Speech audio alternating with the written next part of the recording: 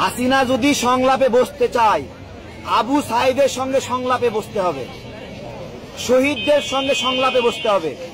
আর আমরা না রাজাকার, রাজাকারের সঙ্গে বসতে লজ্জা করছে না?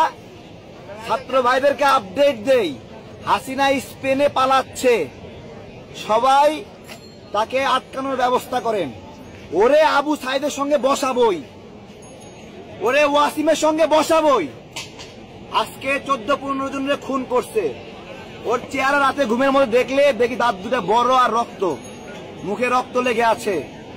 বাংলাদেশে বসবাস করে বাংলাদেশের নাগরিকদের খেয়ে পড়ে বলতেছে রাজাকার। শেখ মুজিব বাকশাল কায়েম করে দেশ একবার ধ্বংস করছে, আর হাসিনা এই কোটা নিয়ে নাটক করে দেশ আরেকবার ধ্বংস করছে।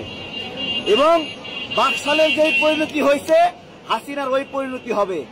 স্পেন যাওয়া ঠেকাতে হবে হাসিনাকে, ওর বিচার এই দেশেই হবে।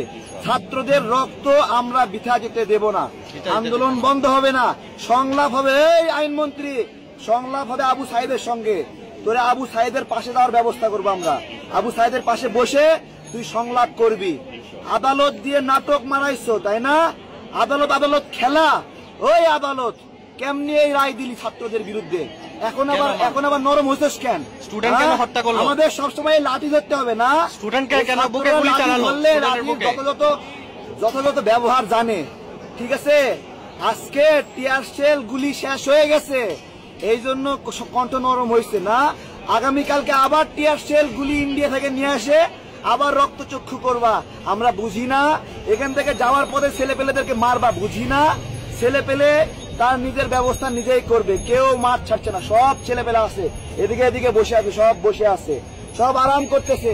আরাম শেষে হাসিনার ঘুম হারাম করবে, আপনারা অপেক্ষা করেন। ছাত্ররা কি চাইছিল? কোটা সংস্কার। এটা কেমন আইন?